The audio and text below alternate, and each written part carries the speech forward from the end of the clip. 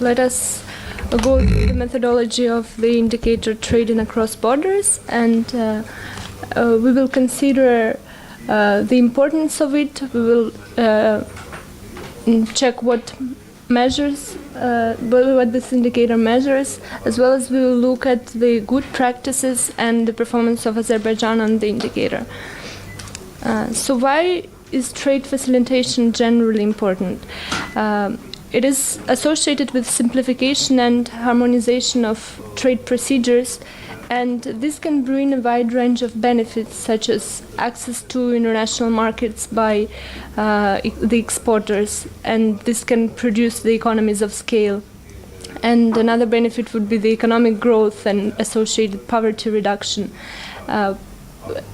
Companies' participation in global supply chains and transfer and spillover of know-hows is another important component. And one of the most crucial aspects would be the single windows, which tend to have positive impact and digitalize the growth and increase the trade flow. In terms of administrative and regulatory trade frameworks, these are required for safety and consumer protection, and they vary in efficiency from economy to economy. So what is the impact of time delays on trading across borders? Each additional day of delay reduces trade by at least 1% on average, and the impact is larger on time-sensitive and perishable goods. A one-day reduction in delays before cargo sails to its destination equals to reduction of 70 kilometers of distance between the trading partners. So the scope of indicator covers the following aspects. There are two case studies with certain assumptions. We look at export and we look at import. In terms of export, we look at the product, which is a comparative advantage of each economy, and it is determined by data on value of exports. So the product for exports would be different for each country. In terms of the shipment, it's 15 metric tons of shipment. The trading partner, it is the same for export and for import. The trading partner of the economy for the chosen product is determined by the data on value of exports and imports. The largest trading partner would be considered. And the route and mode of transport would be the most common one. Whereas for import, the product would be auto parts for all economies, because we assume that every economy is in one way or the other involved in importing auto parts. So this helped us to standardize the case in this in this scenario. And the shipment is again 15 metric tons of containerized shipment. The partner again the same. It is the largest trading partner of the country, and the route would be the most common border crossing, either by land or sea, that is applicable for each particular country. So the export case study assumptions are such that the shipment travels from a warehouse in the main business city of the exporting economy to a warehouse in the main business city of importing economy. Export shipments do not need to be containerized according to our case study. As concerns export product, it differs by economy, as I mentioned, and it is the economy's main export product as determined by the data on trade value, and the weight is 15 tons. Export partner is the largest trading partner, and it is based on the data on trade and value of the main export product. And the data is used from UN Comtrade. This database helps us to identify both the product and the partner. The route mode of transportation, it's either trade over land or sea, or any combination of the above is considered, and it is the most widely used mode of transportation, as well as the most widely used land border crossing that is assumed. As concerns the import case study assumptions, again, the shipment travels from a warehouse in the main business city of the exporting economy to the warehouse in the importing economy, and we ship auto parts. Import product for all economies is auto parts. The product here comes in a containerized shipment. And the partner is again the largest trading partner, and UNCOM trade database helps us define the main import partner. The product we already have, but the import partner is defined through the UNCOM trade database. And again, the same assumption applies regarding the route and mode of transport, where the trade over land or sea or any combination is considered, and the most widely used mode of transport, as well as the most widely used the border crossing, is assumed for the case study.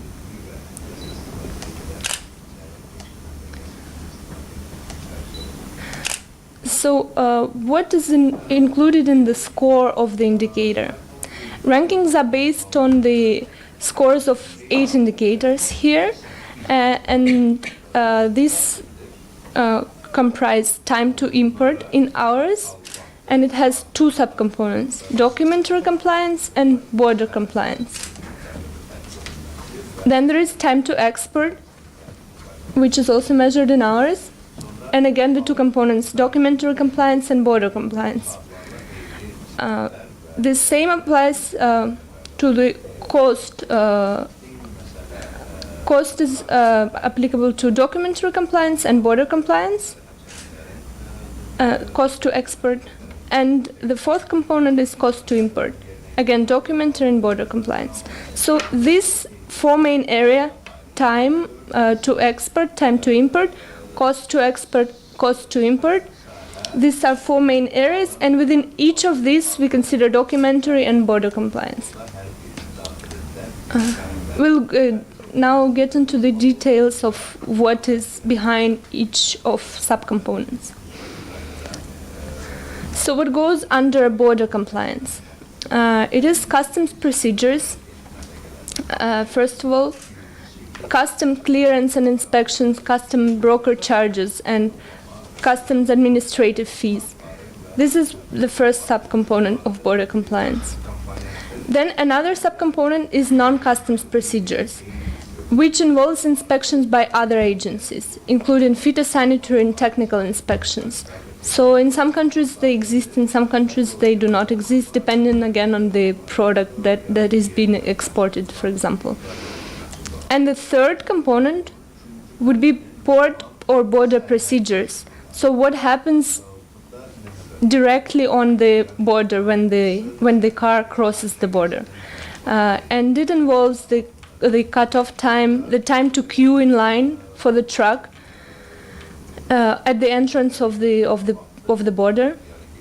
Then there is handling at the port or the border, and then there is loading or unloading if necessary. And in some cases, it would be applicable that the goods have to be stored. So these are the 3 main components of border compliance: customs procedure, non-customs procedure, and directly border procedures. Now let us look at what is included in documentary compliance. Here we evaluate obtaining, preparing, and submitting documents during transport, clearance, inspections, and port border handling in the regional economy. In addition to that, we evaluate obtaining, preparing, and submitting of documents required by the destination economy and any transit economy. So whatever documents are involved in the process of export or import will be recorded under this section. It covers all the documents required both by law and in practice, including electronic submission. And the exact number of documents is not used to compute the ranking.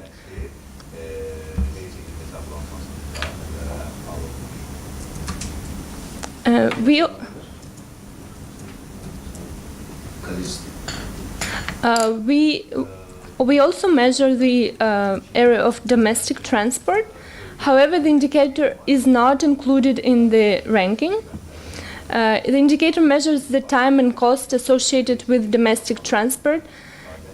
And for exports, this applies from a warehouse in the main business city of the economy to the most widely used border for traders located in the main business city, loading the shipment at the warehouse, road congestion and traffic, police stops and tolls. So these are the aspects of domestic transport that relate to exporting economy. And then when the good comes into the importing economy, here such parts are included as the most widely used border for traders located in the main business city of the economy to the warehouse in the main business city of the economy. So this stretch is covered, and in addition to that, unloading the shipment at the warehouse at the destination, road congestion and traffic, and police stops and tolls. So domestic transport covers the full travel cycle of the good from the exporting country warehouse to the importing country warehouse. However, it is not included in the ranking. It does not affect the score. So some additional factors related to time, cost, and simultaneity of processes. Time is measured in hours, and 1 day is equal to 24 hours according to our methodology. The costs are reported in the US dollars, and some processes can be done simultaneously, and the calculation of time within indicators takes into account the simultaneity of document submissions of various procedures. In terms of documents, number of documents again is not included in the ranking. All electronic submissions of information are considered, and documents required once in a lifetime are not counted.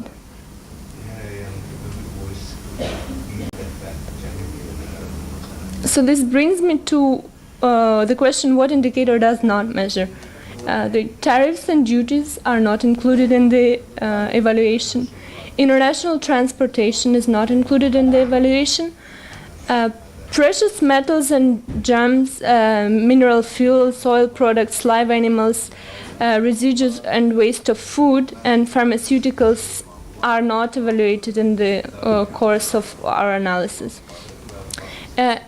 Neither are informal payments. We only evaluate the payments that are official, and we do not record any facilitation payments that goes beyond what is officially required. And the database, the pool of our experts, it is represented by the public sector and private sector, as in across all the doing business indicators, and in trading across borders, these are the ministries of transportation and commerce, international trade businessmen, transportation and logistic companies, freight forwarders, ship and custom broker associations. So a wide range of professionals who are involved in different cycles of export and import and logistic processes.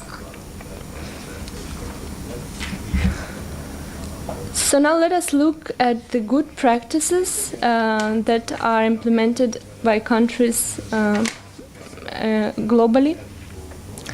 This involves electronic submission and processing of documents, and linking agencies and improving coordination through the single window, upgrading trade logistics and infrastructure, another internationally accepted good practice, risk-based inspections, regional cooperation, and sparking competition, education and communication. These are all the aspects that can be implemented in the area of trade, and that can improve and make the process more sound and efficient for the exporters and importers and the whole trade community.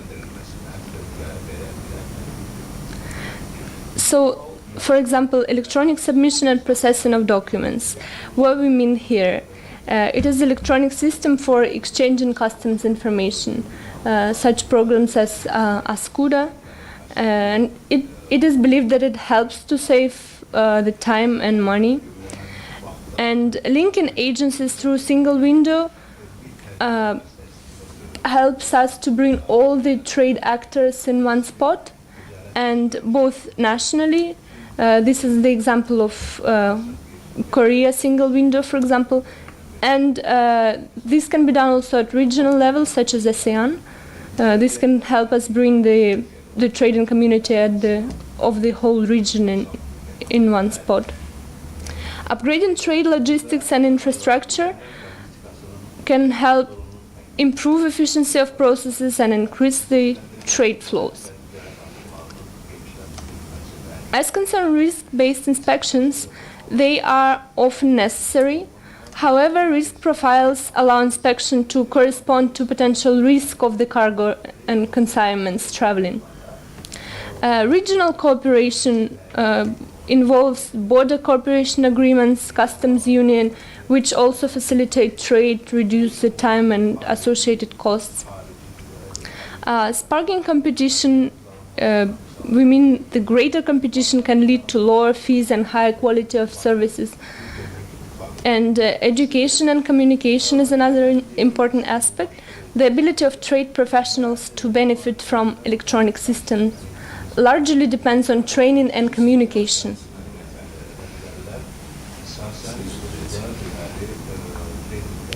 So what is sorry? Sual var idi. Öyle. Sual oldu. Sparkling rəqabətin stimullaşdırılması sözü. Orada mikrofonu verin. Rəqabətin stimullaşdırılması, sparkling competition rəqabətin stimullaşdırılması. Okay, so what we consider as a reform? It depends completely on the impact or on the trading across border data. Certain changes are classified as reforms, certain are not. And the aggregate gap on the overall score of the indicator set is used to assess the impact of data changes. Any data update that leads to 2% or more on the score gap is classified as a reform. For example, if the implementation of a single window system reduces time and cost to export or import in a way that the overall gap decreases by 2% or more, such change would be classified as a reform. So we consider that reforms should impact the time and cost of either border compliance or documentary compliance. The reforms should be government-related initiatives. They should be verified by private sector, and they should be applicable under the indicator's case study assumptions. And of course, they have to take place during the cutoff date of every cycle of the Doing Business report. So common types of reforms include infrastructure, customs, cooperation, and documents. In terms of infrastructure, for example, we consider expansion of borders, border equipment and facilities, border reorganizations, IT solutions implemented, as well as opening new borders which can facilitate the flow of cargo and shipment across the border. In terms of customs, the reforms would relate to increasing the staff and providing training and communication, as well as electronic data exchange systems, single windows, risk-based inspections, customs organizations. All these components can help organize efficiently work at the customs. Cooperation, as I mentioned before, this involves trade agreements and transit corridors, customs corporations, customs union, simultaneous inspections. So the coordination, enhanced coordination of various actors involved in the process can fall under this category. And the last component is documents. And how can the reform be implemented in this area? It could be associated with electronic submission, eliminating redundant documents, revising the fees, and eliminating any in-person interactions between the actors, as well as enhancing, again, coordination of the agencies. And let us look now at the performance of Azerbaijan on the indicator. The country scored 77.04 points on the ease of trading across borders, and in 2019 edition of the Doing Business report, the country ranked 84. As concerns expert case study and results, the product that we consider for Azerbaijan for expert case study is HS17, sugar and sugar confectionery, and the shipment is 15 metric tons. Our trading partner would be Iraq in this case, and our consignment will cross Astara border. The documents that are involved in the export include commercial invoice, certificate of origin, contract, customs export declaration, phytosanitary certificate, and CMR waybill. We also consider domestic transport, and we consider that it takes 7 hours and it costs $64. However, as I mentioned earlier, this subcomponent is not evaluated, is not affecting the ranking. This is the research information.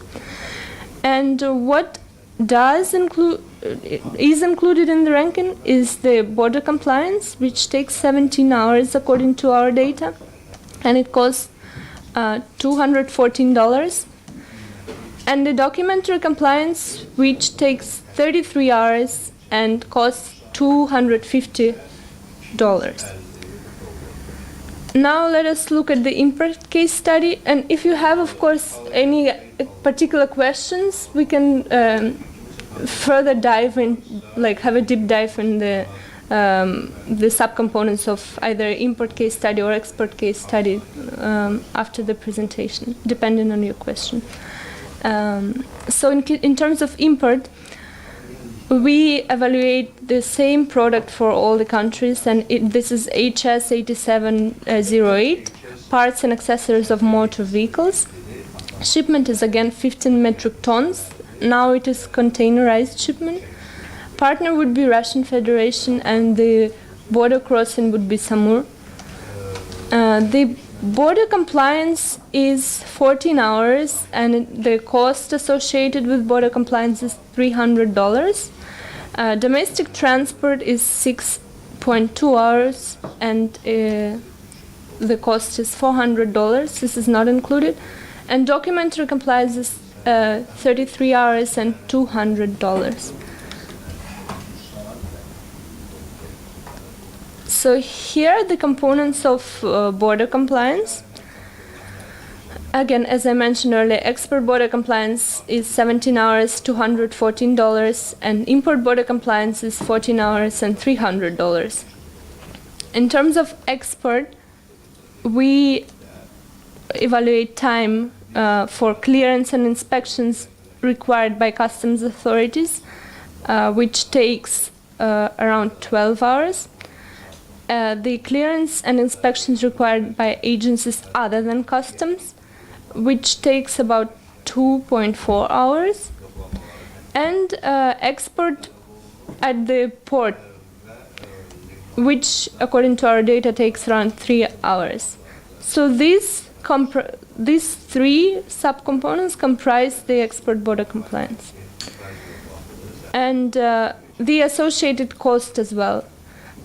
We record cost for export clearance and inspections, which is $177, and export clearance inspection required by customs, and export clearance and inspection required by agencies other than customs. So the total amount of costs associated with these two will comprise the export border compliance costs in total. And the same holds true for import. For import, we evaluate clearance and inspection required by customs authorities, clearance and inspections required by agencies other than customs, and port or border handling. So in terms of time for import, we consider that inspections required by customs authorities comprise 10 hours. And for import, there are no clearance or inspections required by any other agencies other than customs. So the time is 0. And the time required to be spent at the border directly is 4.1 hours. In terms of cost, we record the cost for import for clearance and inspection required by customs authorities, and this is equal to $300. And in the latest edition of the Doing Business report, Azerbaijan made trading across border faster. There was a reform, and the country did so by streamlining electronic customs procedures and fully implementing the Green Corridor gating system. And as a result, the score of the country improved by 1.92, and the time of various components reduced. So, for example, export border compliance time reduced by 12 hours, import border compliance time reduced by 16 hours, and import documentary compliance time reduced by 5 hours. So thank you very much.